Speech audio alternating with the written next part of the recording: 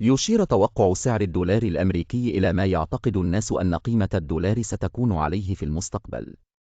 تلعب التوقعات دورا مهما في سوق الصرف الأجنبي، حيث يمكنها التأثير على الطلب على العملة وبالتالي على سعرها.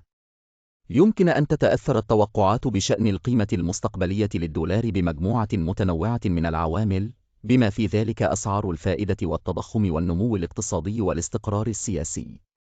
إذا توقع المستثمرون ارتفاع أسعار الفائدة في الولايات المتحدة على سبيل المثال، فقد يكونون أكثر عرضة لشراء الأصول المقومة بالولايات المتحدة، مما قد يؤدي إلى زيادة الطلب على الدولار وزيادة قيمته.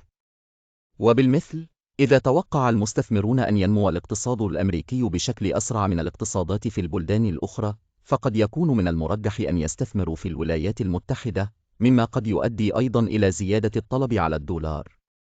يمكن أن تتأثر التوقعات أيضاً بمشاعر السوق، والتي تشير إلى الحالة المزاجية العامة للسوق.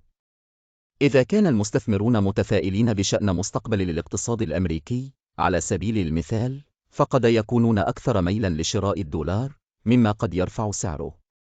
من ناحية أخرى، إذا كان المستثمرون متشائمين، فقد تقل احتمالية شرائهم للدولار، مما قد يؤدي إلى ضغط هبوطي على سعره. من المهم ملاحظة أن التوقعات ليست دقيقة دائماً ويمكن أن تتغير بسرعة. على سبيل المثال، يمكن لصدمة مفاجئة للاقتصاد العالمي أو تغيير غير متوقع في السياسة من قبل الاحتياطي الفيدرالي الأمريكي أن يغير بسرعة التوقعات بشأن القيمة المستقبلية للدولار. في الختام، تلعب التوقعات بشأن القيمة المستقبلية للدولار دوراً حاسماً في تحديد سعره.